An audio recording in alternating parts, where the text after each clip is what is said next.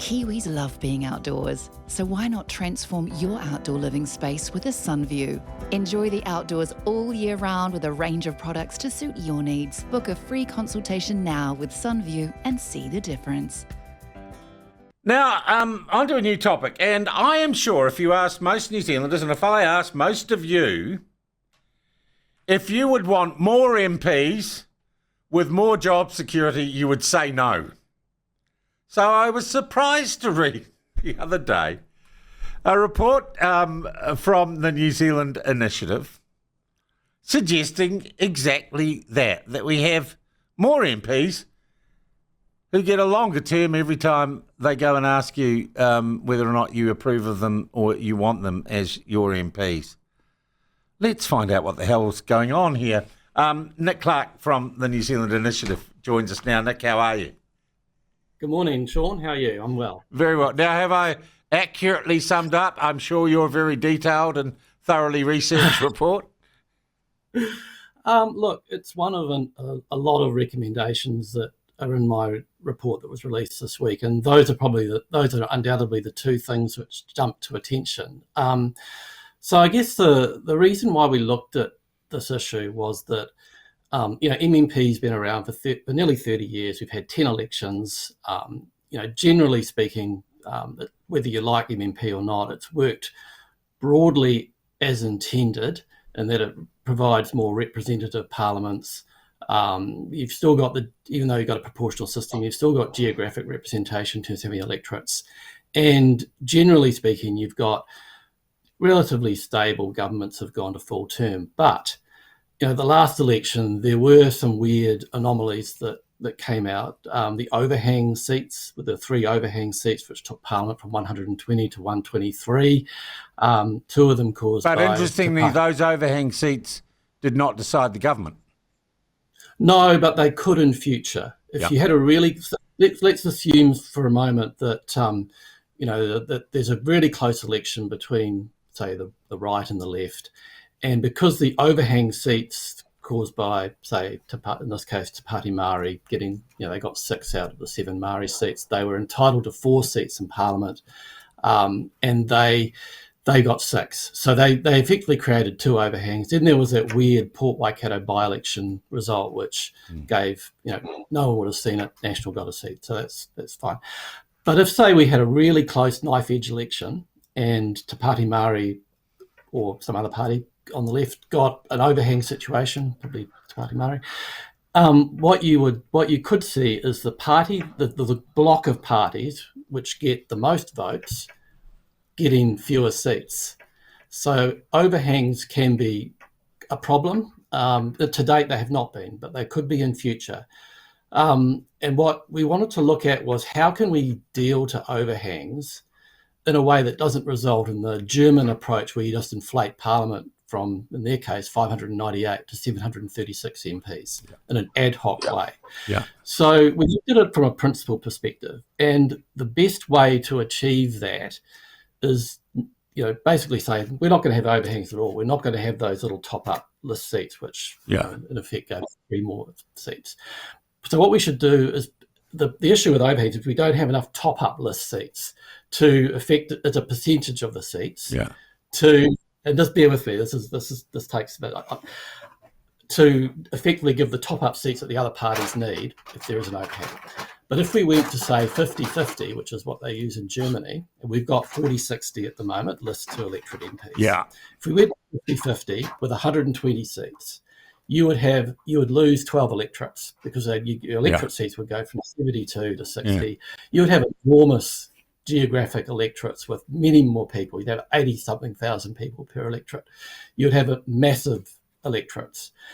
And so what we thought was, okay, that's not very good. That's going to affect geographic representation. You'll have fewer rural electorates or rural MPs. For example. So what we thought is, let's have a look at what other countries' sizes of parliaments are and how we can basically make this 50-50 list split. Okay. So you say you've got to make the pie bigger to split it up properly and get the coverage. Yeah. Okay. I can understand that. How many more do you want again? So, look, the minimum you could have that would give us 50-50 with keeping the current electorates is around 144. But when I That's was looking not into a this, hell of an increase, is it? no, about 20 more than what we've got now. Yeah. But when I looked over at international, experience, and looking at countries about our size, particularly in Europe, the ones we like to compare ourselves with, like Ireland and the Scandies and that, they all have their population about the same as New Zealand, around 5 million or so. And they all have much bigger parliaments than even that. I mean, they all have around 170, 200 MPs. And in Ireland's case, they also have a Senate, which gives them another 60-odd MPs on top of that. Yeah, I'm going to say Ireland is a good country by comparison for numbers, isn't it? It is. Yeah. It is about the same size as New Zealand. And it was really interesting to look at it because they all comply pretty closely with this very esoteric rule called the cube root rule. And it sounds pretty agricultural.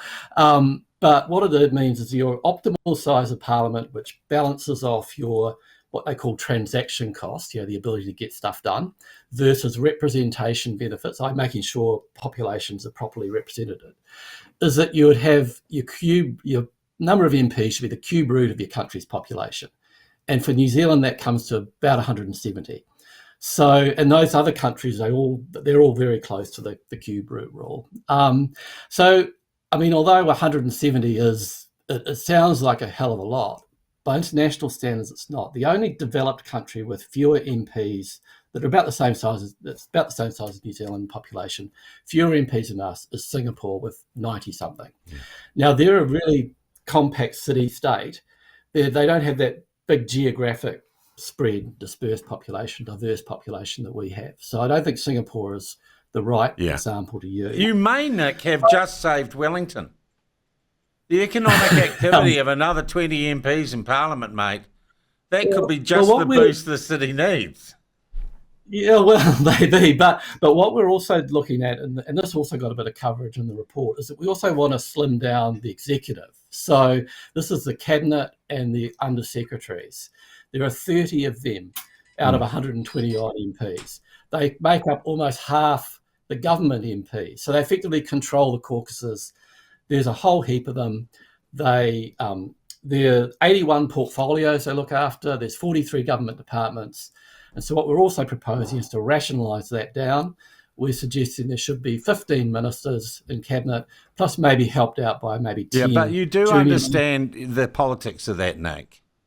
Oh, yeah. That you have to control your caucus by giving at least half of them special privileges under secretarial minister so that they're loyal to you as the leader. That's the way political leaders maintain control.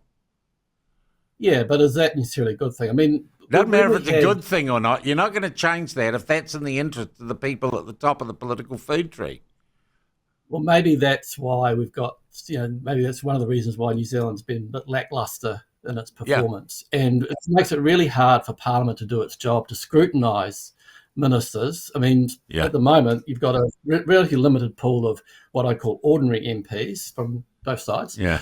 Who would man the select committees. Often, look, I go before select committees, I often see some of the same faces in different select committees. They have to they're pretty, some of them I know are spread quite thin. Look at Judith Collins' workload. Space, Defence, Attorney General, everything, bloody everything. Did you look at the Maori seats as part of this? Kiwis love being outdoors, so why not transform your outdoor living space with a Sunview? Enjoy the outdoors all year round with a range of products to suit your needs. Book a free consultation now with Sunview and see the difference.